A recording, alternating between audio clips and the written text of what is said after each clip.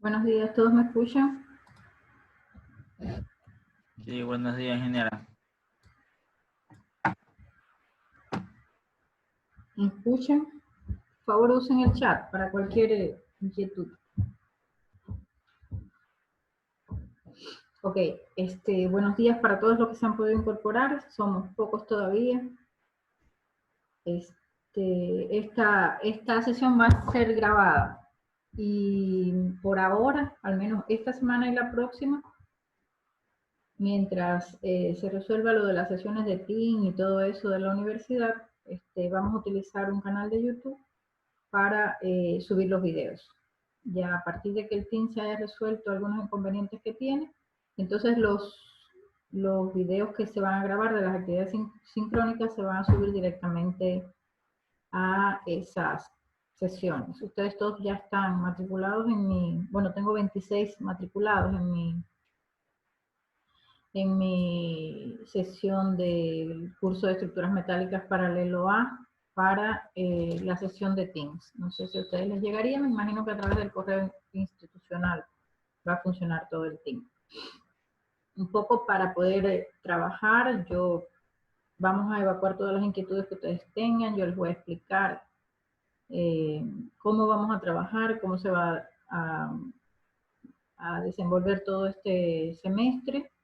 Lógicamente estamos comenzando, vamos a tener muchísimos inconvenientes en el camino, estamos aprendiendo todo de esta nueva modalidad de enseñanza y por tanto vamos a ir poco a poco, con paciencia y mucha comunicación sobre todo. Espero que ya todos estén en el grupo de WhatsApp porque me parece que eso va a ser muy útil para poder estar comunicados permanentemente. Les pido una vez más usar el grupo solo para comunicaciones importantes. Y si ustedes vieron la información, absténganse por favor de, ok, está bien, ya lo vi, todo eso, porque eso hace que se llene el chat de mensajes y muchos compañeros entonces no puedan ver la información que se encuentra colocada anteriormente. Tratemos por favor de optimizar este recurso, porque nos va a permitir estar comunicados. Entonces, un poco para conversar hasta que todos logren incorporarse, los que no se han incorporado, vamos a estar revisando el grupo de WhatsApp por si no se han podido todavía incorporar o si hay algún inconveniente con algún estudiante que no se haya podido incorporar.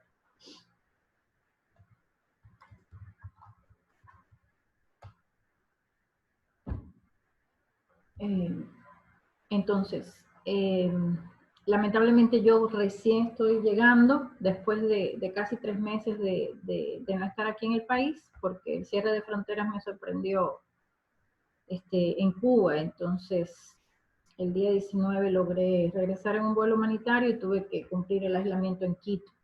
Entonces recién estoy llegando a mi casa, llegué ayer en la tarde y ahora estoy prácticamente comenzando con todo este trabajo. Entonces, por estos inconvenientes, un poco ustedes van a ver o han visto que en el aula virtual solo se le ha situado una información muy básica, el sílabo y alguna información de conocimiento general para que ustedes tuvieran en la semana de adaptación, pudieran apreciar algunos videos, pudieran un poco ya comenzar a relacionarse con el vocabulario, con la técnica, con los materiales, con esta información que nosotros vamos un poco a manejar durante el semestre. Pero ya a partir de hoy, mañana y hasta la próxima sesión de actividad sincrónica, que será el otro martes, vamos a trabajar así en este horario, por ahora. Ya va a aparecer información, así como las actividades en las cuales ustedes deben ir trabajando y enviándome que corresponderá a lo que es el sistema de evaluación. ¿Cómo vamos a trabajar en el semestre? Estas actividades lamentablemente no son obligatorias, su asistencia no es obligatoria, pero les pido por favor a los que están que estemos conectados, o sea, yo verlos, ustedes me vean, intercambiar todas las inquietudes, porque es la oportunidad que tenemos para cualquier dificultad, cualquier inconveniente, nosotros ir conversando e ir evacuando. ¿Cómo se va a manejar la asignatura? Todo a través del aula virtual. Ahí se va a colocar la información, tipo una guía metodológica para que ustedes desarrollen las actividades durante una semana. Ustedes descargan esa información. La clase que vamos a ver hoy, que no es una clase, más vamos a llamarlo la conversación que vamos a tener hoy. Yo les voy a mostrar una presentación de PowerPoint y eso también se va a situar ahí en el aula virtual, todos los materiales que podamos, siempre y cuando la capacidad que ahora tenemos de 8 megas nos permita subir. O sea, videos, libros y esas cosas que ya sean un poco más pesados, entonces vamos a buscar otra forma para poder comunicarnos y poder yo situarle esa información. Les decía que este video, hasta que nos digan qué otra forma oficial hay, va a estar en un canal de YouTube. Yo les voy a colocar en el aula virtual el link. A partir de esa tarea que se va a orientar, ustedes van a descargar la tarea, la van a elaborar, van a tener un tiempo para realizar esa tarea y igualmente van a ir subiendo los materiales que ustedes elaboren. Esos materiales corresponderán a las evaluaciones por parcial, mientras no haya otra orientación. O sea, toda la evaluación va a ser a través del aula virtual. Ustedes van a tener los recursos ahí, ustedes tienen que trabajar de forma independiente y subir ese material equivaldrá a la asistencia a la asignatura, o sea, cumplir con la información de la entrega de esa información corresponde con la asistencia a la asignatura, igualmente con la evaluación de las diferentes unidades que se van a ir desarrollando. Las actividades sincrónicas, siempre y cuando nosotros podamos participar, yo les agradecería que participáramos todos los que podamos, aunque se están grabando y se van a colgar, pero no es lo mismo que yo pueda interactuar y ustedes puedan interactuar que solamente sea que ustedes revisen la información. Bien, entonces ya, no sé si hay alguna duda, por favor usen el chat para cualquier duda, cualquier inquietud que ustedes tengan.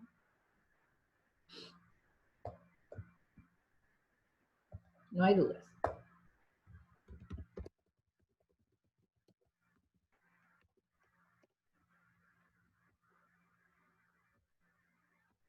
Bien, entonces, necesito con urgencia que haya una persona responsable que se encargue de llenar el Excel que les puse en el grupo de WhatsApp. No sé si ya hay alguien que lo está haciendo, por favor, que me diga.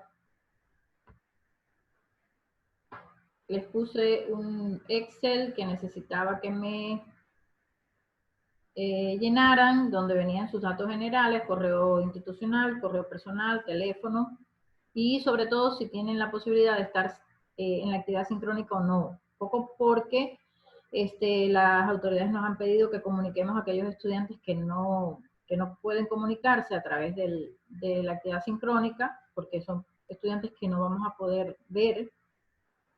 Y yo necesito también saber quién tiene y quién no tiene esa posibilidad para buscar otros canales de comunicación.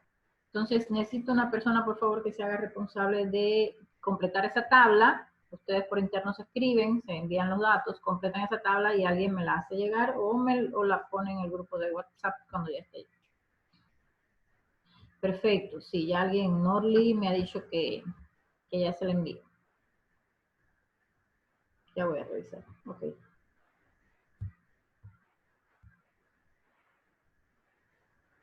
Bien, entonces, alguien que no esté en esa lista significa que no está matriculado en la asignatura y antes de seguir con cualquier actividad, le pido por favor que resuelva su problema de matrícula y se encuentre dentro de dentro del aula virtual, porque así va a funcionar todo el sistema de evaluación, dentro del aula virtual.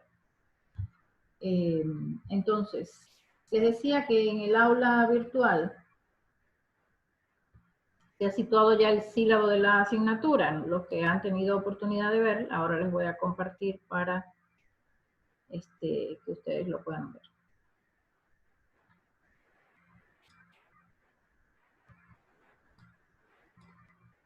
Un momentito, por favor.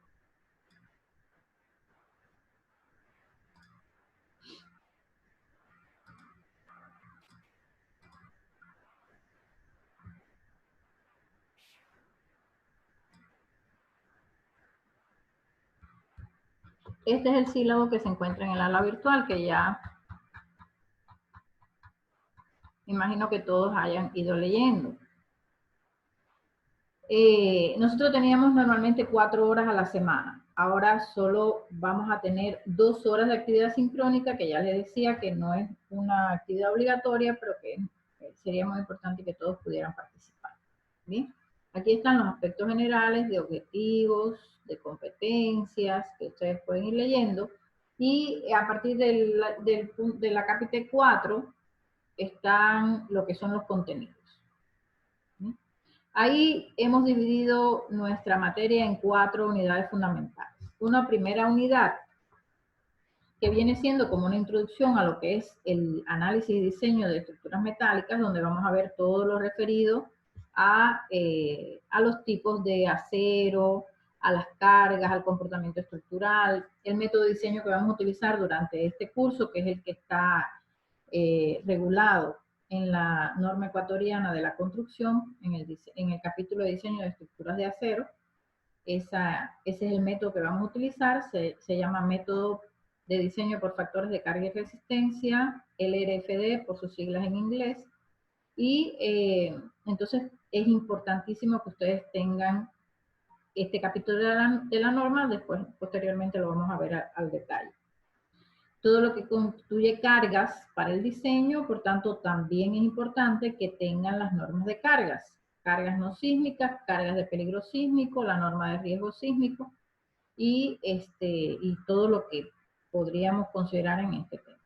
Y bueno, temas generales que vamos a ir después analizando, como es el caso de la fabricación, montaje, transporte y protección de estructuras metálicas.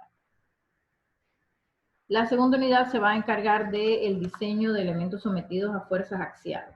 O sea, fuerzas axiales, estamos hablando de fuerzas que se encuentran o que están ubicadas paralelas al eje longitudinal y en el centroide de la sección transversal. En este caso, se identifican o se diferencian cuando los elementos están sometidos a tracción, solamente a tracción, la fuerza axial es de tracción, y se encuentra en el centroide, solo hay tracción y por ausencia de excentricidad no se produce momento. Y el caso opuesto, que sería cuando esta misma fuerza, en vez de traccionar el elemento, está comprimiendo, que sería aquellos elementos sometidos a compresión axial o compresión céntrica, sería la segunda unidad.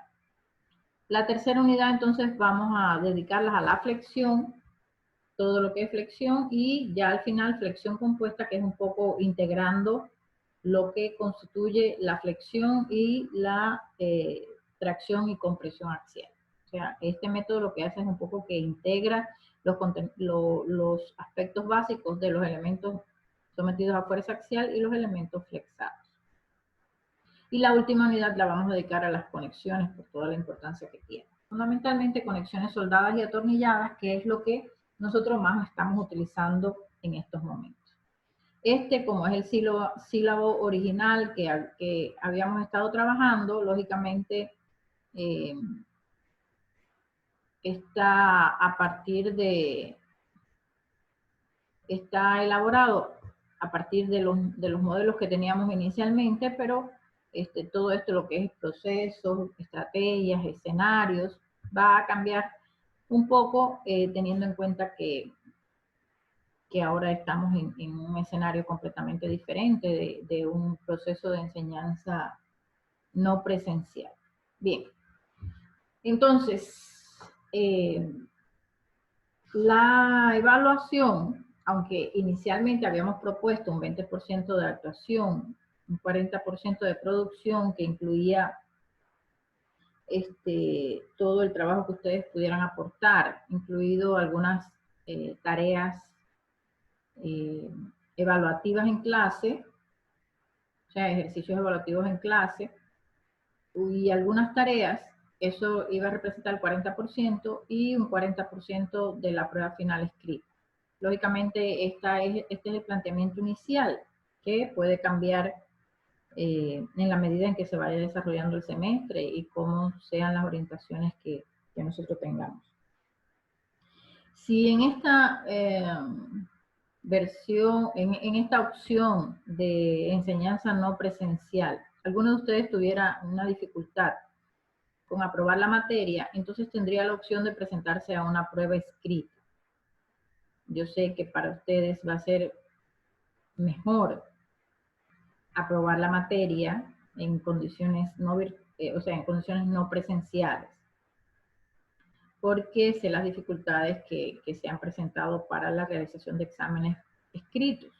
Entonces, por tanto, es la oportunidad que tienen para optimizar este aprendizaje y lograr que puedan salir sin necesidad de llegar a esa prueba escrita.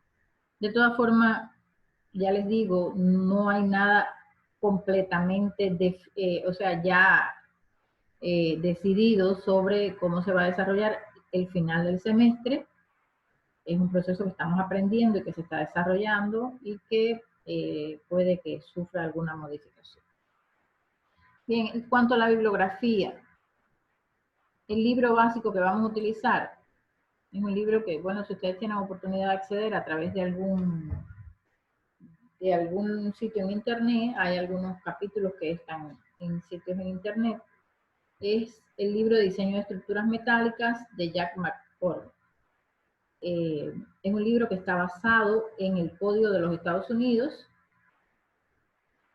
Se llama método LRFD, de las siglas en inglés. Esto es, a ver si puedo escribir aquí, Resistance, permítanme un momento.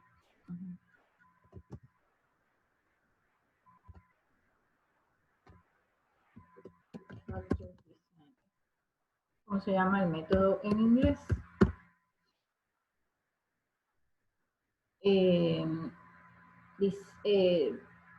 Diseño por factores de carga y resistencia, que es lo que vamos a utilizar. Este libro está en la biblioteca de la universidad, no está en los ebooks, pero bueno, yo sé que hay en internet, hay algunos capítulos que ustedes pueden descargar. Importante también el capítulo de la norma ecuatoriana de estructuras de acero. Déjenme mostrarles cuál es este capítulo.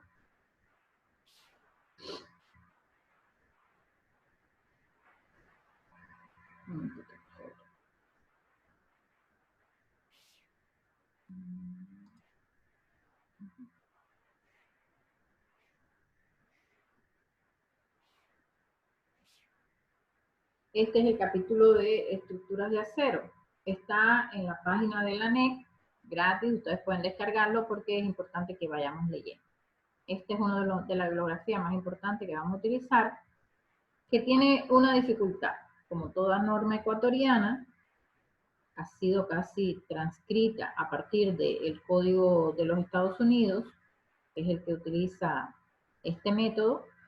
Ustedes van a ver que incluso los términos vienen del término en inglés y se han hecho algunos ajustes, pero en general la norma acoge la mayoría de los fundamentos y de los procesos que establece la norma de los Estados Unidos. En este caso, si ustedes se fijan aquí, esta es la norma fundamental en la que se basa este código, que es la norma del Instituto Americano de Construcciones de Acero, el ISC 360, es el número del código del 2010. Ese es dice 2010 porque fue el año en que se estableció ya este documento, que se llama Especificaciones para Edificios de Acero Estructural, que fue que se integró las recomendaciones de diseño que existían anteriormente en un solo documento. Este documento se publica en el año 2010, pero el código como tal, el 360, tiene actualizaciones que ustedes igual van a encontrar en internet. La ISC tiene una página en internet en la cual ustedes se pueden matricular como estudiantes y tienen acceso a la mayoría de los documentos didácticos que ellos publican. Constantemente se están publicando y actualizando información.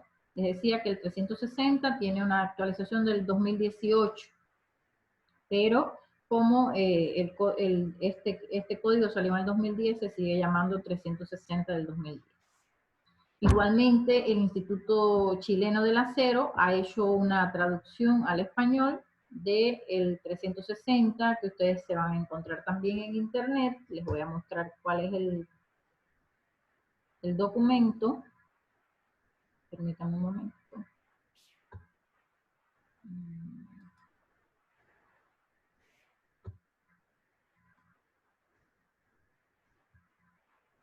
Este es el documento en inglés, se encuentra en la página de la ISC.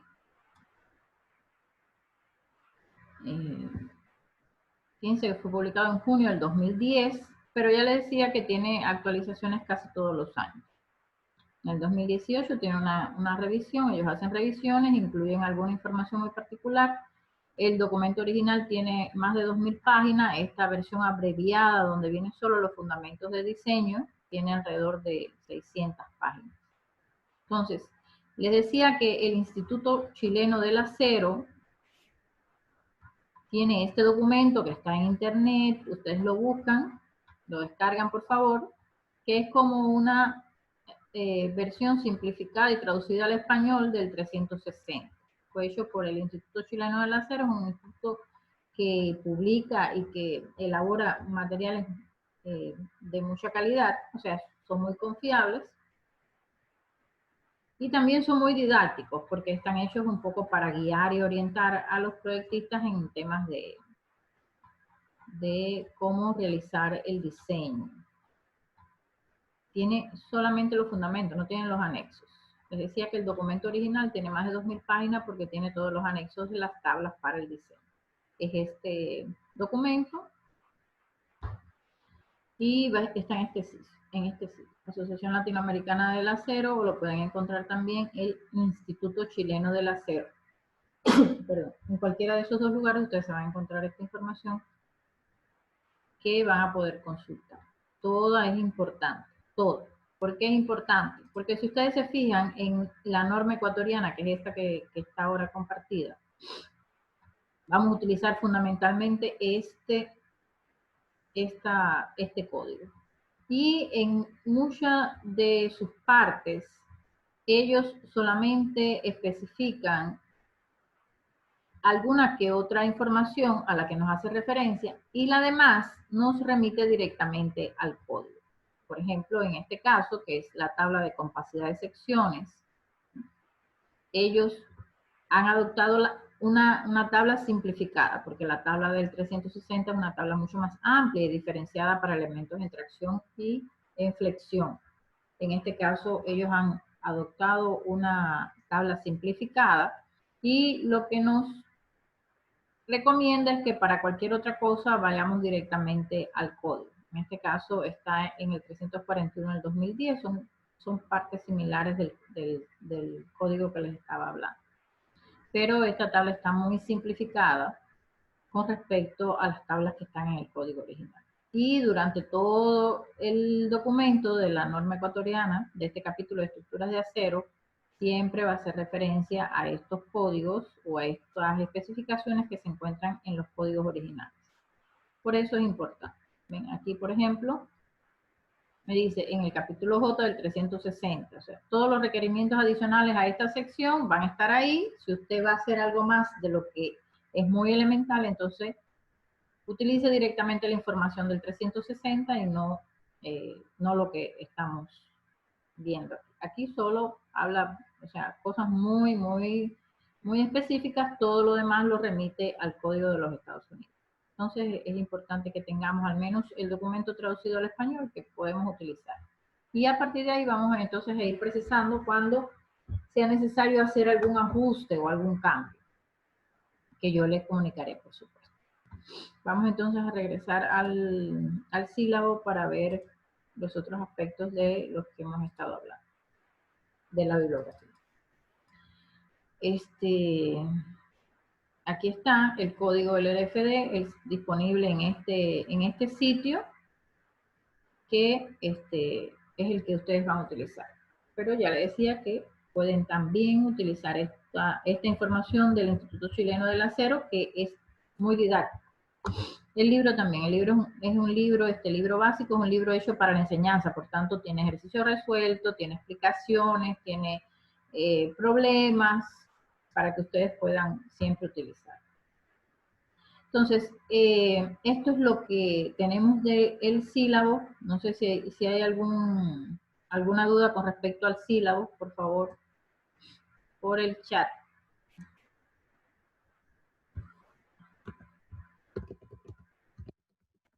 Respecto al sílabo, ¿alguna inquietud?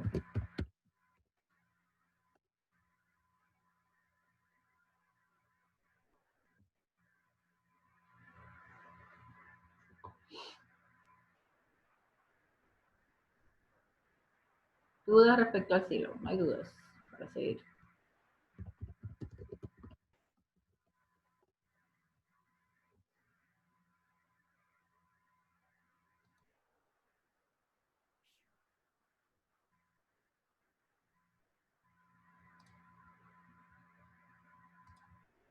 Les decía que además de la norma ecuatoriana, el capítulo de estructuras de acero, que es este que están viendo, es importante también las normas de carga. Recordemos que en la ANEX se encuentran las cargas no sísmicas, donde está la carga permanente muerta, la carga viva de utilización, la carga de viento en el caso que sea necesario utilizar, y las combinaciones de carga, que es importante. Recuerden que nosotros no trabajamos con cargas separadas. Nosotros trabajamos, los diseños todos van a ser a partir de las cargas combinadas. Y aquí vamos a tener los factores de combinación. Este es el contenido que se encuentra en la norma de cargas no sísmicas. Solo cargas no sísmicas, que incluye cargas muertas, cargas vivas, cargas de viento y las combinaciones de cargas. Algo me ha avisado aquí, pero si acaso nos desconectamos, por favor no se vayan y vamos a tratar de volver a conectar. Algo ha pasado. Entonces, les decía que esto es importante. Igual está en el sitio de las normas ecuatorianas. La otra norma extremadamente importante es la norma de peligro sísmico, donde define todo lo que se refiere al diseño sismo resistente. Fundamentalmente el cálculo de los cortantes basales. ¿Y cuáles son los parámetros que vamos a considerar? Esto es importante, recuerden que estamos en zona 6 de riesgo sísmico y todos nuestros proyectos tienen que tener un fuerte componente de diseño sismo resistente. Yo me imagino que ustedes en algún momento hayan trabajado con esta información. Entonces, otras normas importantes, otra información importante, vamos a ir colocando a la medida que avance. Yo voy a tratar de ponerle de todas formas esta información en el aula virtual. Todo esto va a estar en el aula virtual.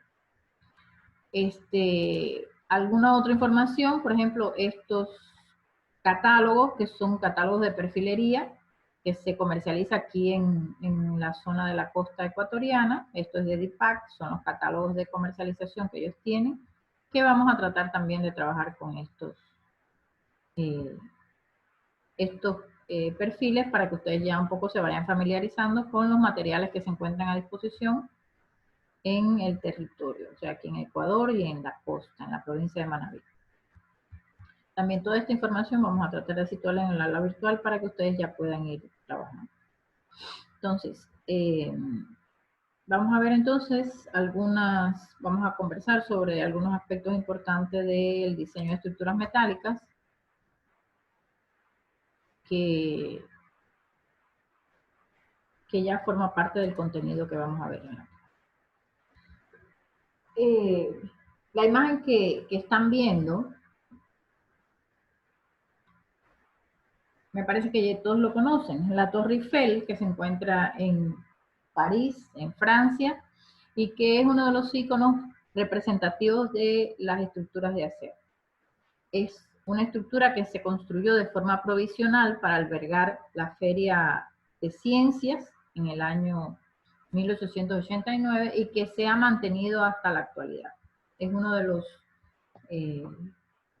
de las edificaciones. Un momentito.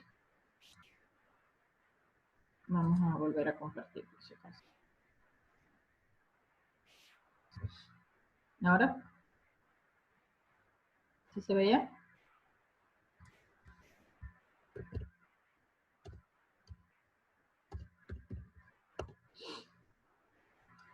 Les decía que la Torre Eiffel, que fue diseñada y construida, dirigida directamente por Eiffel, que fue un gran ingeniero, que incluso fundó una escuela para la construcción de obras con estructuras de acero que se encuentran en toda Europa, incluso en Estados Unidos, algunas de las grandes edificaciones que se encuentran en los Estados Unidos, son obra de este ingeniero. Fue una construcción prácticamente temporal, porque solo se hizo para albergar la Feria de Ciencias.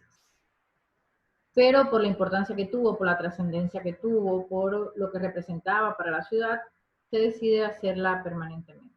Como está a orillas del río, sufre un proceso de deterioro por corrosión que obliga a que cada cierto tiempo se le dé un mantenimiento, incluso se han hecho reparaciones casi parciales, porque son elementos que hay que estar conservando, que hay que estar reparando, que incluso se han hecho cambios de algunos elementos dependiendo del proceso de deterioro que ha sufrido hasta el momento. Actualmente solo funciona con un interés turístico, tiene varios niveles a los cuales se puede acceder y dependiendo del interés que tenga el visitante puede acceder hasta la parte superior. Se utiliza fundamentalmente para fines turísticos.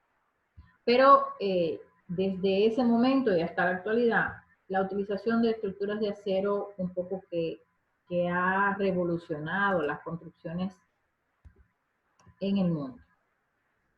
Algunos de los ejemplos más representativos de estructuras o de edificaciones construidas con estructuras metálicas. Vemos aquí, por ejemplo, en el extremo superior izquierdo, el edificio Chrysler, que se encuentra en el centro de Manhattan, en los Estados Unidos. El edificio Chrysler es un edificio que alberga la empresa de automóviles Chrysler y tiene la característica de que toda la parte exterior está recubierta con láminas metálicas que le dan esta sensación de que el edificio brilla. O sea, es algo un poco ostentoso, ¿no? De poder económico que ellos tuvieron la intención de hacer. Todo está recubierto con láminas metálicas y lógicamente es un edificio que a la vista impacta un poco por el hecho de que estas láminas, al reflejo de la luz del sol, da la sensación de que es un edificio que es de oro o algo así. En el extremo superior derecho se encuentran dos edificios que lamentablemente colapsaron en el año 2011 en los ataques terroristas que sufrieron el World Trade Center, igualmente en la ciudad de Manhattan. Son las llamadas Torres Gemelas, que fueron por mucho tiempo los edificios más altos de los Estados Unidos. Y el colapso de estas edificaciones nos marcó un antes y un después en el diseño de estructuras de acero y la protección, la seguridad que deben tener este tipo de edificaciones, porque según lo que se ha determinado técnicamente, a pesar de que hay muchísimas versiones que dan otros motivos de por qué colapsaron estos edificios en un periodo tan corto de tiempo, uno apenas estuvo 45 minutos en pie, el otro un poco más, 1 hora y media aproximadamente, nos puso en evidencia la importancia de las conexiones entre los elementos. Entonces, a pesar de que son edificios que ya no existen, fueron importantes desde el punto de vista de la seguridad que nosotros debemos proporcionar a nuestras edificaciones para cualquier tipo de inconveniente. O sea, porque nunca se pensó en que iban a sufrir un ataque, un atentado como el que sufrieron. Y lamentablemente colapsaron por esta causa. En la parte superior, en la parte inferior izquierda se encuentran las Torres Petronas que están ubicadas en la capital de Malasia, Kuala Lumpur. Fueron también, después de las Torres Gemelas, los edificios más altos del mundo. Son edificios que a pesar de que Malasia es un país donde hay un gran contraste entre el desarrollo tecnológico y el desarrollo social, tienen una característica muy particular. Y si ustedes se fijan, es en ese pasillo, en esa conexión que tienen entre las dos torres. ¿Por qué se construye este pasillo que tienen ahí? No sé si lo ven, esta conexión que tienen entre las dos torres, son dos torres construidas de forma independiente que después hubo que ubicar esta interconexión. Esta interconexión, ¿qué significa? Por el lugar donde están ubicadas hay una gran presión de viento y la oscilación de las dos torres comprometía el hecho de que en algún momento las torres pudieran chocar.